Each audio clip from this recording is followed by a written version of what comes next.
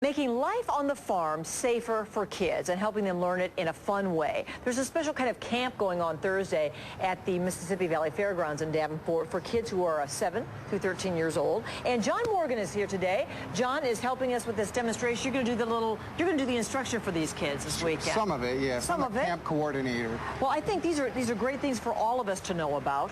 And we're going to start off by putting out a fire, because we've got one going in a bucket. So I want to go over and put that out. Now, what's the best way you teach kids how to handle extinguishers, huh? Well, what we do is we teach them the pass method. Pull the pin, aim at the base of the flame, squeeze the handle, and sweep. All right. So it's a pretty easy process, really. We just grab the extinguisher and, just like I said, pull the pin. Pull the pin. Aim at the base of the flames, squeeze the handle, and sweep. Aim at the base. Probably everybody in every household, you don't have to be on a farm, should know how to use a fire extinguisher. Absolutely. Now, there are a lot of them that aren't like this, John, right? Not, you know, this is kind of a different, with the extra tube on it, that method. Right. This is a little bit larger. This is a CO2 type extinguisher. Okay. Makes a little bit less of a mess. So the dry chemicals that we might see in our kitchen, usually a 1A, 5BC type extinguisher, smaller.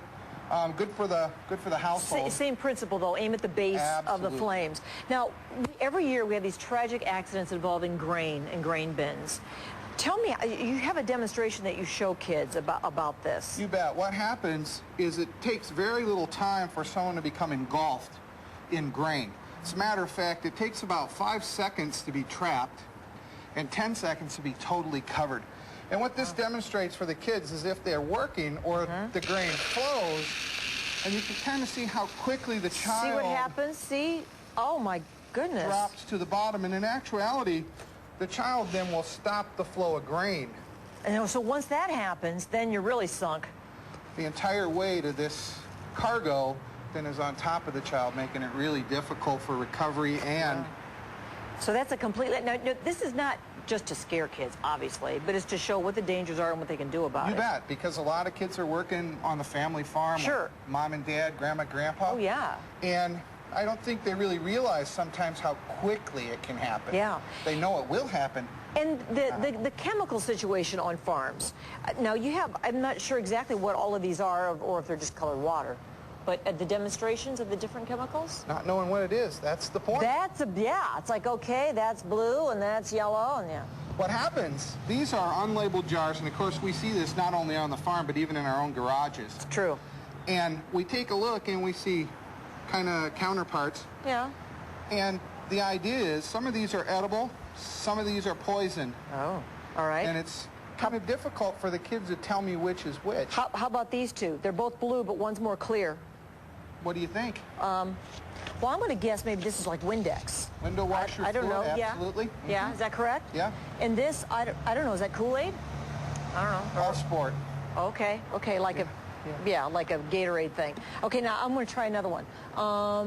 These look okay, one's thicker. I don't know, one is, well, I don't know. I can't even guess. One's apple juice. Nope. One of them is olive oil. Oh, it's this one because it's thicker. And the other one is Murphy's wood soap. Oh, yeah, okay. So, yes, this is household stuff, too, not just farm stuff. Absolutely. And, of course, the gloves and the protective eyewear. Talk about that. Personal protective equipment. When you're working with chemicals, when you're working even with grains, the dust gets in your eye, causes irritation, so you want to wear the goggle. Yeah. And, of course, cuts and abrasion, burns, that type of thing on the farm. Sure. And even in your own backyard. Gloves going to help protect your hands. Well, this is, I'm going to show you this colorful little shirt, everybody, that the kids are going to get as part of this. This is a Progressive Agriculture Safety Day that is going on Thursday at the Mississippi Valley Fairgrounds. And if your kids haven't signed up, you can still do so. You bet. How do you do that, John? That morning as well. How do you do that? Can you just show up at the fairgrounds? They could just show up at the fairground. Pre-registration is taken at Scott Community College. The telephone number is 441-4100. Okay. They could call there, get registered, or just show up at the camp. We don't want to turn anybody away. It is a camp, and so you're making it fun too. I know it'll be a lot of, and it's at the fairgrounds, so there's got to be something good going on. Not the fair yet, but you know. Yeah, we're doing a lot of different things there. There's lunch, there's a T-shirt, and a great day of fun. Yeah. It was nice to have you out here. Thank you, John. Thank you. And all tragedy was averted, I have to say. Thank you, sir. All right, we'll take a break. Come right back with more Paula Sands Live. You stay right there.